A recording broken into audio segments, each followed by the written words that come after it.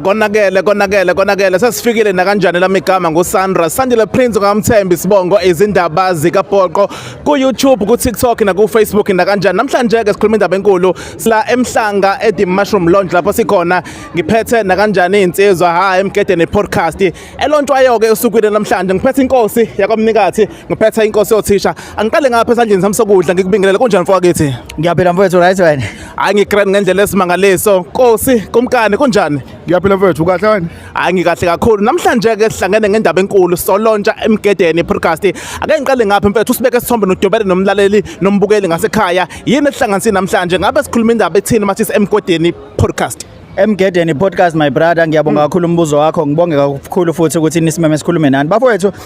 sizolontsha namhlanje emgedeni podcast it's the first official Zulu podcast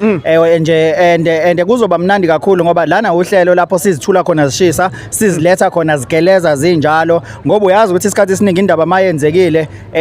ingaxoxwa yilo yamuntu ixoxwe yilo yamuntu but mawuyithola usuyithola ngoWest10 ifika isidistortekile thina ke siyiletha inje ngoba injalo so nje kuzoba mnandi kakhulu sikhava zonke izinto sikhava bese ngayikhava ipolitiki kodwa bese sizongena kuyona sikhava sports sikhava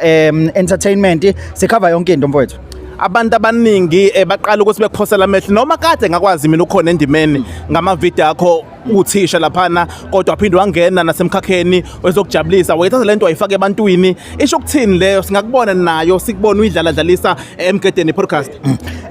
umehluko ke phakathi komgede nothi umgede uhlelo so njoba uhlelo njena olwethula current affairs noma luyethula mhlambe ngendlela efani akufani uthisha is an act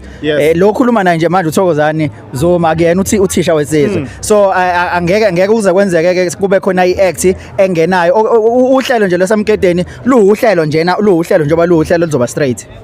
ikumkani inkosi kunjani mfowethu ithini inhloso nqangi sithathe usibeke esithombeni balule wakhuluma kakhulu inkosi yothisha ungathini Mvelase mfokamthembu mfowethu siyabonga kakhulu ukuthi nibe nathi namhlanje ezikaBhoqo News siyabona ilandela kakhulu subona ukuthi umsebenzi wenu omkhulu uyakhula ngendlela esimangaliso mhlawumbe ngiyincome futhi nalento ukuthi guys sizidecide ukuthi sithathe le shape noma le direction ukuthi kube khona izinto esizisungulela zona ngoba uyazi ukuthi akuthina sonke sithola amathuba ukuthi sikwazi ukuthi siyongena kuma commercial and public radio stations kodwa mengabe ngibuka nani indlela enikhula ngayo lento ikhombisa ukuthi izinga likhuleka kakhulu ngoba nathi njenga emgedeni podcast siyabona ukuthi abantu bayireceive kahle kakhulu emgedeni iyakhula ine following ngale ndlela esimangaliso kodwa with your support nani nikhona abafowethu siyabona ukuthi kuzoba ngaphezulu kwaloko thina besicabanga namhlanje ke nje wasishila ukuthi sizolontsha ngokusemthethweni emgedeni podcast okuye ipodcast ethula indaba zingahlaziyo njengoba nje sizithola sisemgedeni ngaphansi komhlaba ingoba suke zingahlaziyo ziza njengoba zinjalo nje sinjengekaBhoqo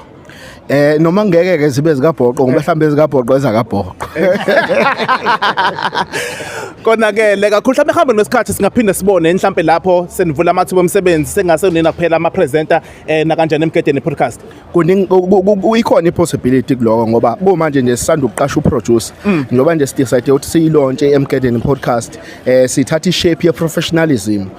sisanda ukuqoka nje uproducer ngoba sifuna ukuthi uhlelo lethu lube sezingeni eliphezulu kakhulu so amathuba azoba khona kakhulu omsebenzi uyabona nje nala shuthela khona kwamanje sisashutha njenge team kuzoya kuye sivuleleke siphumele kubantu olapho kodwa sesishutha ngisho naphambi kweaudience sikwazi ukuthi abantu bazibuzele imibuzo even nana kuthina noma bashiyele imibuzo abafuna usiyibuze kubantu esisuke efanele ngabe sikhuluma ngabo ezweni sakhile sisesikhathini lapho wonke umuntu understanda ngendlela esimangalisa ipolitiki kakhulukazi einkundleni zokuxhumana ngizwile ukuthi okunye enzosinikubalule nikhulume ngakho ngepodcast emgedeni okunye ikuphi mhlambe imfundiso izofundisa abantu abasha ukukhulisa nje umuntu osifazane omusha nowesilisa njalo ngoba sazi ukuthi ke i-social media isiqoqe wonke umuntu imfundiso izoba khona kakhulu abanye uma ukhuluma ngendaba yepolitiki ngeke ngakhuluma kwezinye ezama media houses ngikhuluma ngalento yeGNU ukuthi sizoyibheka kakhulu lento yeGNU nezepolitiki ukuthi yafika kanjani yafomeka kanjani ngokwe understanding esinayo siyazi ukuthi yafona nje just after u1994 ngalenkathi kwenziwe ismooth transition from the apartheid government to ilokuzana ugovernment lo wenkululeko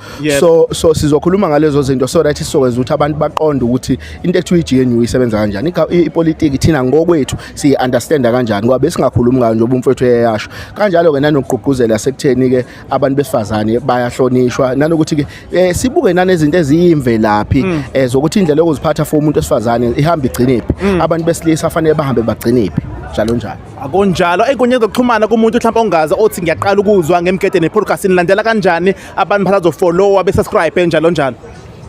Mfowethu kwabangakazi nje sizobe si-live eMgedeni Podcast. eMgedeni Podcast baye ku-YouTube sizobe si-live njena esikhathini esingakanani kusukela manje. NaseMgedeni futhi ku-TikTok nothisha wesizwe uzobe live futhi. So okuningi nje abahambe yo-subscribe, ba-like, ba-comment, basitshele ukuthi yini abangafisa ukuyibona, iziphi indaba abafisa siyithule, ikuphi abangathanda mhlambe nje ama-suggestions amaningi, we open to everything. Iza ngamandla konakele kakhulu siyacela-ke nibalandele ey'nkundleni zokuxhumana eMgedeni Podcast, Facebook naku-TikTok naku-YouTube nifike subscribe. Siyabonga kakhulu sizindaba zikapoqo elami igama nguSandra Sandile Prince kwaKaMthembu.